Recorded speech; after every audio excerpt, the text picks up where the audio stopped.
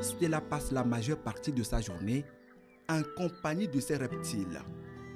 Entre la jeune femme et ses animaux, c'est une véritable histoire d'amour qui dure plusieurs années déjà. Sa passion pour les reptiles remonte à son enfance sous l'influence de son oncle maternel. Quand j'étais petite, on partait en vacances chez lui, donc c'est de là que j'ai trouvé ma passion pour les reptiles. Et voilà, je me suis juste orientée dans ce domaine d'activité. Depuis lors, Stella s'est entièrement consacrée à l'élevage des reptiles, notamment des scorpions, des tortues de désert et d'eau douce, des caméléons et des serpents. Parmi eux, des serpents venimeux comme le mamba vert et le cobra.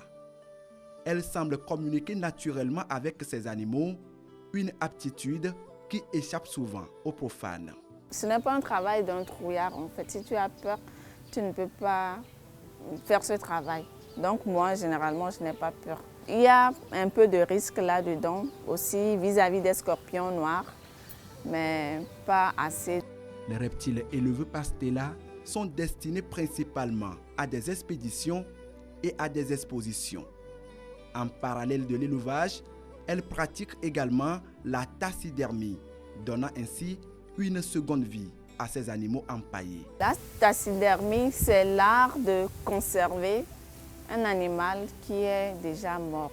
Les débouchés sont plus dans l'Afrique centrale, Congo, Cameroun, Rwanda et autres. Il y a quelques rares personnes qui s'y connaissent ici au Togo, mais bon, la demande n'est pas tellement élevée. Lorsque les animaux sont trop détériorés pour être empaillés, Stella les conserve à travers des tableaux artistiques.